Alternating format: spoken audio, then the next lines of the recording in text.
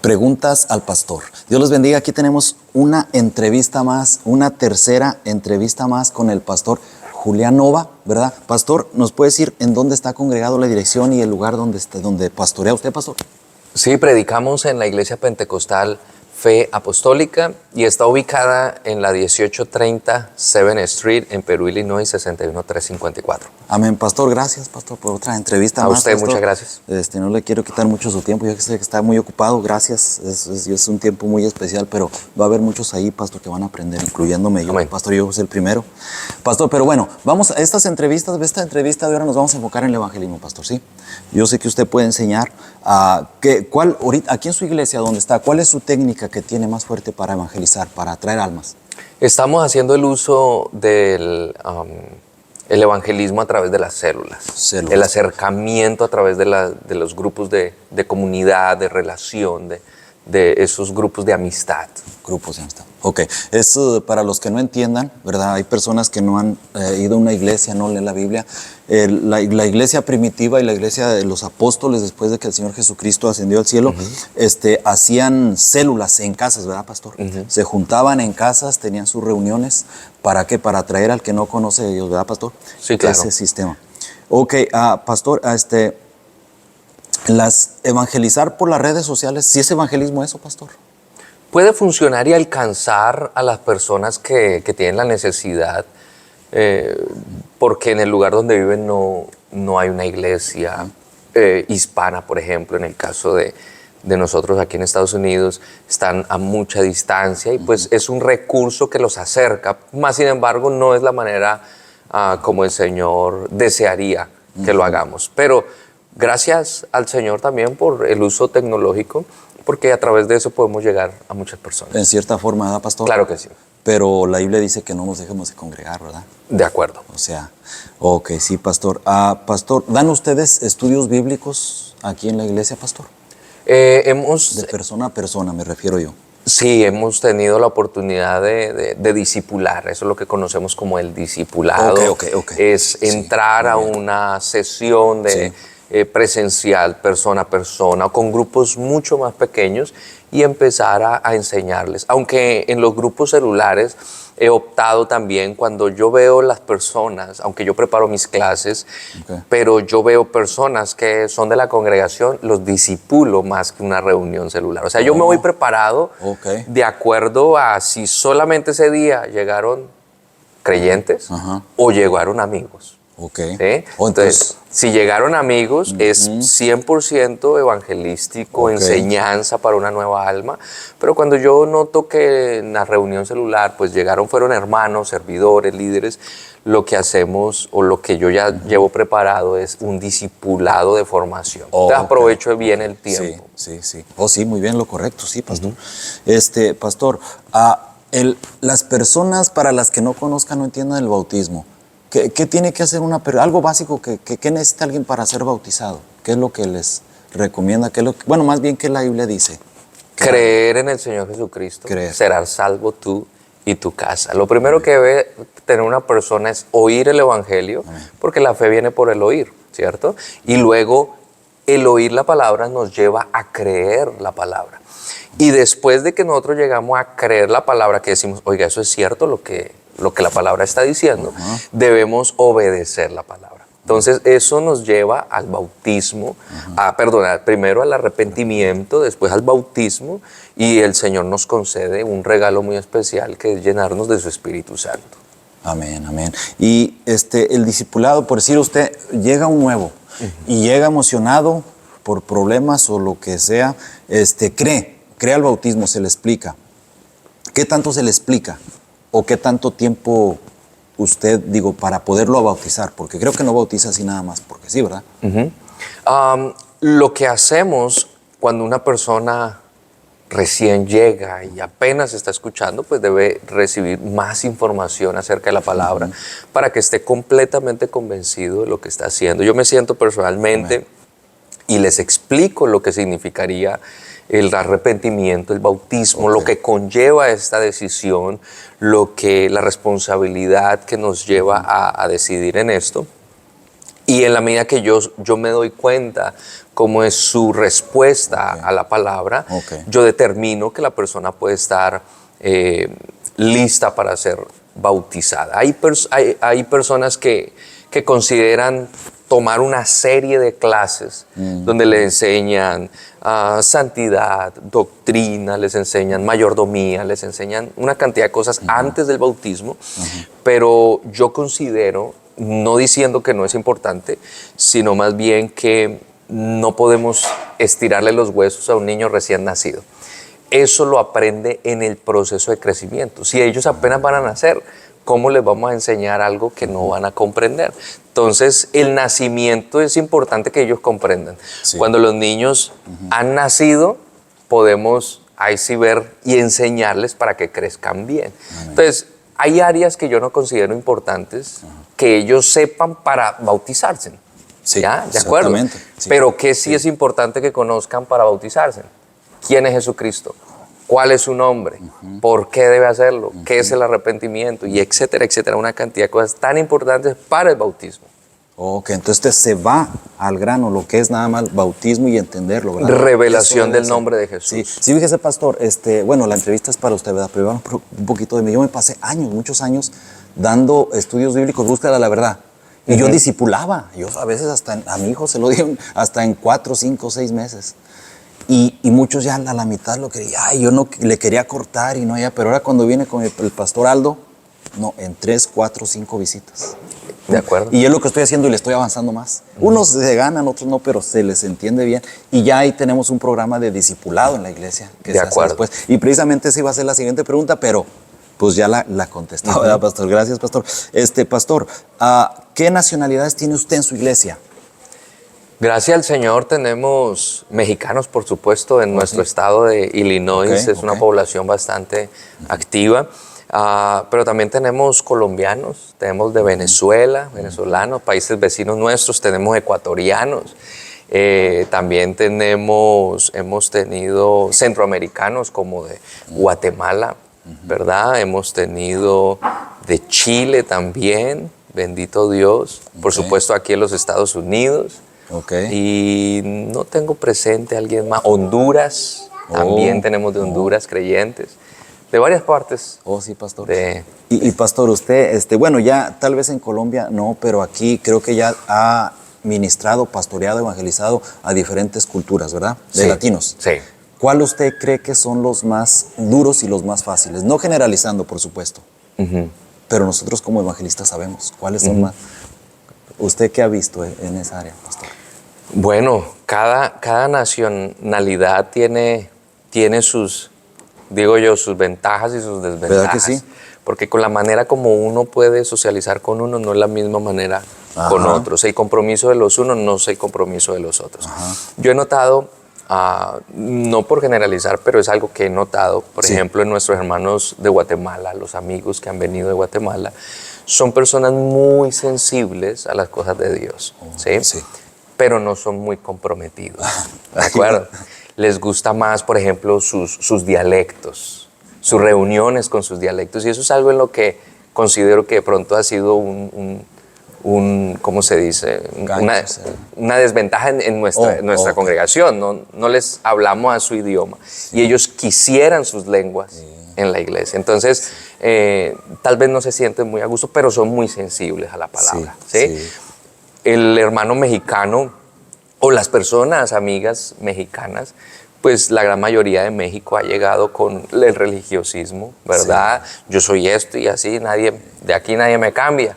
Pero tienen también una manera de poder recibir el evangelio y cada uno tiene algo diferente. He aprendido a comer de todo. Entonces, es una gran manera para poder entender la otra cultura. Amén. Y pastor, ¿a qué se deberá que unas culturas reciben más la palabra? Unos va y aleluya, amén, ¿verdad? Tal vez ni se comprometen, como dicen, pero le reciben. Y otros, no, aquí no me digan, no, gracias. Ahora fuimos y a repartir volantes y uno ni quería, ¿verdad, mijo? Así. ¿A qué usted cree que se deba eso? ¿Cultural o será que Dios está tratando con cada nación? ¿Qué cree usted? Bueno, pues culturalmente todos hemos crecido diferentes perspectivas, diferentes gobernantes. y eso ha influido a través de la historia de nuestras generaciones. Esto no es de ahora, esto es de muchas generaciones atrás. La manera en cómo la religión se dictaminó, la manera en cómo las políticas se ha tratado en las naciones, la manera en cómo se ha permitido o no se ha permitido el uso de la palabra de Dios. Entonces eso ha afectado en la diversidad de culturas. Por ejemplo, Guatemala, Honduras, El Salvador son países muy creyentes al cristianismo, ¿verdad? ¿Sí? Sí. Pero países suramericanos como Colombia, Ecuador, Perú y se suma México, que es de Centroamérica, han sido países muy religiosos, sí, ¿verdad? Sí. Entonces, todo eso varía muchísimo. Sí, de verdad. Sí. Pastor, ¿y por qué hay personas ahí viendo este video, pastor? Va a haber personas que nunca han ido a la iglesia, no han leído la Biblia, no entienden los evangélicos, los cristianos. ¿Por qué usted les dice que es importante congregarnos, que vengan a la iglesia? ¿Por qué, pastor? Porque es el lugar donde conocemos quién es Dios. ¿Sí? Yo he tenido la oportunidad de hablar con personas que defienden sus religiones, sus creencias, y a la final de cuentas les pregunto, explíquenme cuál es su Dios. Y no saben explicar su Dios. Terminan diciendo, es que así es y así es como a mí me enseñaron y es así como yo lo creo. Entonces la cuestión no es cómo tú lo crees, es cómo es Él. Y la única manera de conocerlo a Él es llegar a una iglesia donde se predique a Él. Amén. No se predique sobre nosotros, se predique a Él.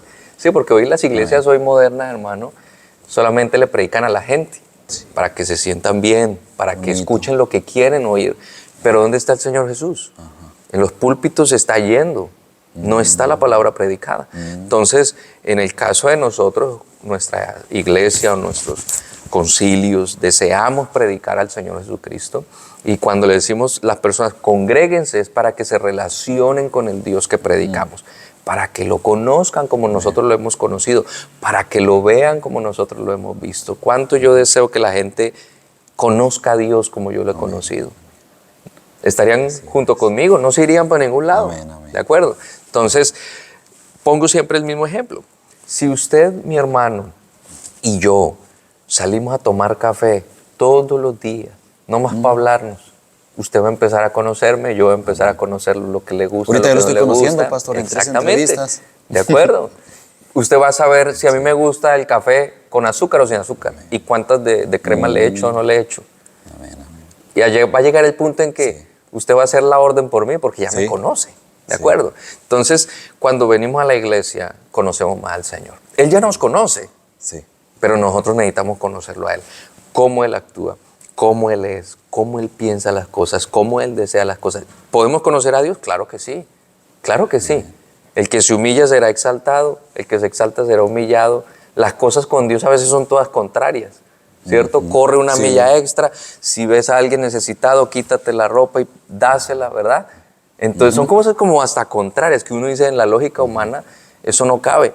Pero con Dios, así es como piensa el Señor. ¿Cómo lo entendemos? Cuando nos acercamos, nos congregamos y escuchamos de Él. Y escuchamos, sí. Y pastor, ¿y por qué es necesario leer la Biblia? ¿Por qué los cristianos siempre dicen que lea la Biblia? ¿Por qué siempre se escucha eso? Porque es la verdad. Porque es el único libro en donde su autor está presente. Amén. Porque es lo único que uno lee y cambia el corazón, transforma la mente. Yo tuve la oportunidad en mi juventud de leer libros que lo que hicieron fue dañar mi mente. Porque hubo un tiempo en mi juventud, hermano, les confieso, les soy sincero, que me alejé de las cosas de Dios. Y leía libros que lo que hicieron fue alejarme de Dios. ¿Sí? Pero lo que hicieron esas documentaciones, esos libros, fue afectar mi mente y mi corazón.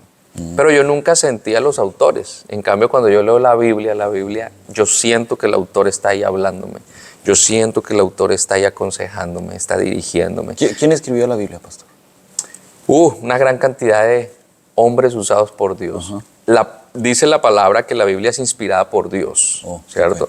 Pero Dios usó hombres para desarrollarla, para escribirla, para documentarla, inspirados por Él, desarrollaron. Lo más lindo de todo esto es que hombres de diferentes generaciones, que aún sin conocerse, diferentes maneras de desarrollo, diferentes tiempos, lenguaje, cultura tal vez en el cambio de tiempos, y todos coinciden con la palabra. Esto solamente pasa es porque el autor es nuestro Señor Jesucristo, que usó esa gran diversidad de personas, ¿verdad? Pescadores, usó reyes, usó médicos, usó gente de distinta cultura, pero con el mismo objetivo, ¿verdad? La unión del texto bíblico, la palabra de Dios está sumamente conectada y eso hace que sea viva y original. Amén. Me está diciendo que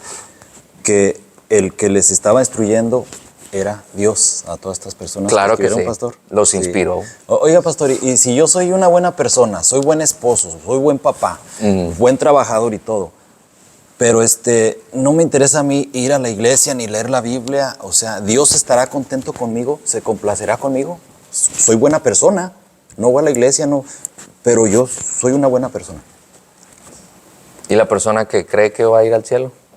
Esa es lo más seguro. Es mi pregunta. Es que No, hay personas pues, así, pastor. Sí, claro, no por obras, para que nadie se gloríe, dice la palabra del Señor. Ok. Somos salvos por gracia. ¿Y cómo recibimos la gracia? Cuando aprendemos qué es gracia. La única manera de aprender gracia es leyendo la palabra de Dios. Amén. ¿Cierto que sí? Conocemos el amor de Dios para con nosotros, que siendo aún pecadores, Cristo murió por nosotros. Amén. Entonces empezamos a ver la gracia de Dios a través de la lectura bíblica.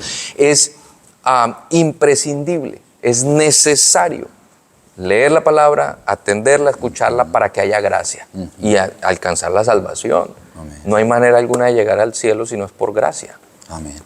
Sí, o sea que es necesario leer la Biblia y venir con el Señor. Solamente ahí se complace con uno, ¿verdad? O sea, Claro que sí. solamente podemos acercarnos a Él, ¿verdad, pastor? Ese es el evangelio. Muy bien. El que creyese y fuese bautizado será salvo. Amén, amén. El que no Así. creya será condenado. Amén. ¿Y por qué los cristianos, pastor, dicen mucho que arrepiéntanse? ¿Por qué hablan mucho la palabra que se arrepientan? ¿Qué quiere decir con eso, cristiano? El arrepentimiento, hermano, es el cambio de curso de nuestra mala vida. ¿Sí? El arrepentimiento es un giro de 180 grados, en donde íbamos a una dirección en donde creíamos que estábamos bien, pero cuando Dios toca nuestra vida, completamente nos muestra que es contrario, que debemos es direccionarnos en sentido contrario hacia Él. Entonces el arrepentimiento es el sentimiento de que realmente le fallamos a Dios y deseamos cambiar esto que no agrada al Señor. Entonces, y es sumamente importante para bautizarse una persona. Y es necesario, pastor. Necesario el arrepentimiento antes del bautismo. Ok. Porque una persona, ¿cómo se va a bautizar si no se ha arrepentido de sus pecados?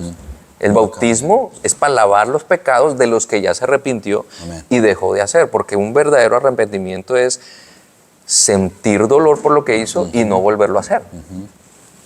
Ok, pastor, ¿qué es la obra regeneradora del Espíritu Santo? ¿Cómo es que dicen? Hablan mucho también los cristianos del poder. Dicen que el poder y que el Espíritu Santo te da poder, es un superpoder. ¿Qué quiere decir eso, pastor? La palabra del Señor dice en Hechos que recibiréis poder cuando haya venido sobre vosotros el Espíritu Santo. Entonces, nosotros somos creyentes convencidos de que hay un poder sobrenatural que actúa en el ser humano únicamente cuando el Espíritu de Dios entra en la persona.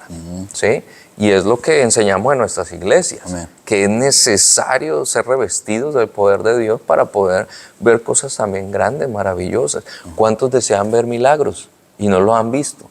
¿Por qué? Porque necesitan llenarse del poder de Dios. ¿Sí? Ahora, la obra del Espíritu Santo de Dios en las personas inician cuando una persona tiene el deseo de venir a la iglesia. Y vino. El Espíritu Santo está obrando, pero no ha llenado a esa persona aún. Pero es la obra del Espíritu Santo. Que a veces confundimos el ser llenos del Espíritu Santo con la obra del Espíritu Santo en el creyente. Sí. ¿Sí? La obra del Espíritu es el comienzo que Dios hace. Llama a la persona, yo estoy a la puerta y llamo, el que quiera entra. Esa es la obra del Espíritu, empieza a tomar conciencia, tocar el corazón de la persona, tocar la mente, empieza a darle luz, pero la única manera que sea lleno es ese momento en que el Espíritu entra y opera dentro de la persona. ¿Cuál es la evidencia? Hablar en lenguas. Entonces, es necesario el Espíritu Santo para ir a una vida cristiana, ¿verdad? Si es así como usted Una dice, vida es necesario. victoriosa es necesario. Es necesario, ¿verdad? Claro que sí. Y, amigo, ¿cuánto tenemos? Ok, ya para terminar, pastor, rapidito, el bautismo, lo que mencionan los evangélicos, los cristianos, ¿es para ser miembro de una iglesia o para qué es el bautismo? Es para ser miembro del cuerpo de Cristo. No es una iglesia. Amén. no es una corporación, no es un rótulo, es el cuerpo de Cristo. En el momento en que somos bautizados juntamente con Cristo.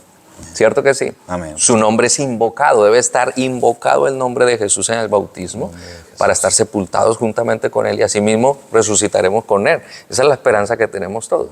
En el momento en que nosotros recibimos ese nombre glorioso en nuestra vida, somos hechos hijos, porque todo el que creyese en su nombre, ¿cierto? Dios le dio la potestad de ser llamados hijos de Dios, ¿cierto? Amén. Entonces, somos hijos, coherederos con el Señor. Por lo tanto, hacemos parte ahora de su cuerpo.